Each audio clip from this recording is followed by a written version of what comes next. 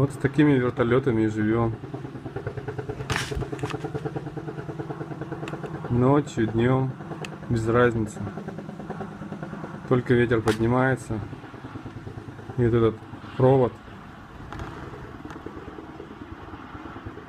симулирует звук вертолета. У детей как раз находится комната здесь.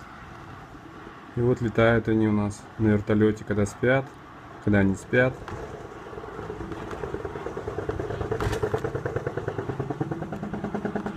Жестко.